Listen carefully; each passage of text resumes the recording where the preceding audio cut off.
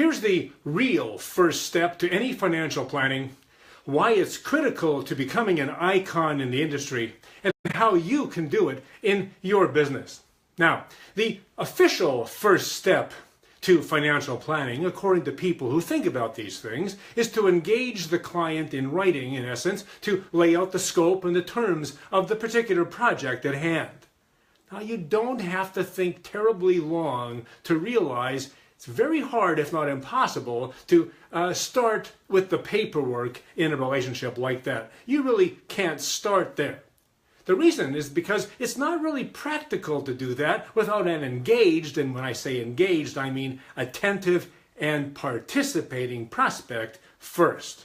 So that means that the first step actually is to what I call entice engagement. That means to artfully attract them to that relationship. I think it's your key sales responsibility, regardless of the product or process you sell, and frankly, across many different industries too. I think this is how you get appointments when you're making those contacts. I think it's how you transition from small talk to the business part of the program when you're talking to a client over a kitchen table or in the living room or even in a boardroom.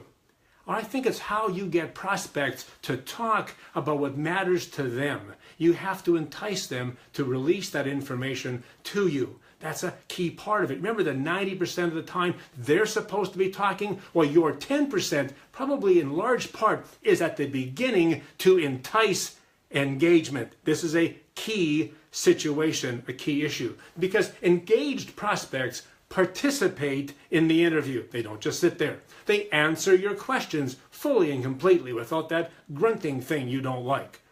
They tell their stories. They offer their wants and their needs, their goals and their objectives. They talk about their family, their businesses. They talk about what matters to them. It's how you start and really develop a relationship with them. I think that the best possible way to entice engagement today is using a best advice approach with an ideal portfolio.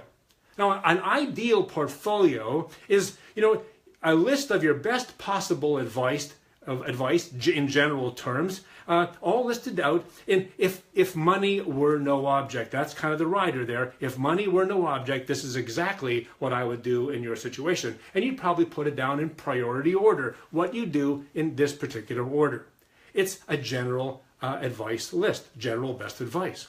But of course you're going to say, but Jim, money is always an object. Of course it is. It doesn't matter how wealthy you are. Money is always an issue. Somewhere there's a limit.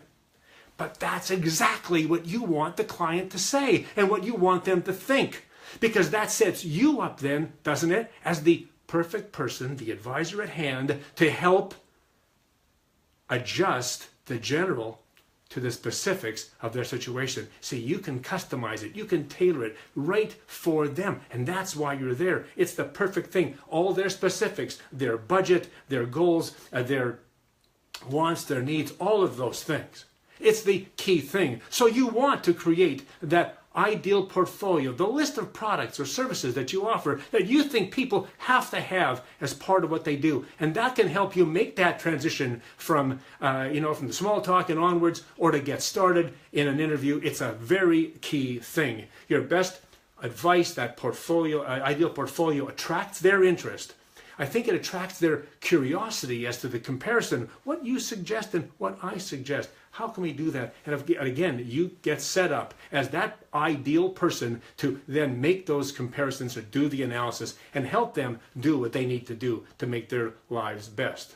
And I tell you what, you do this and it will definitely help you aim for icon. And if you want a sample of an ideal portfolio, email me, jr@jimruta.com, and I'll be happy to send you a one-pager that can lay out the general intent of that ideal portfolio. Hey, for more video like this, be sure to check me out at rutasrules.com. And to re-energize yourself, your business, or your audience, I'd love to help you out. Please check me out at jimruta.com.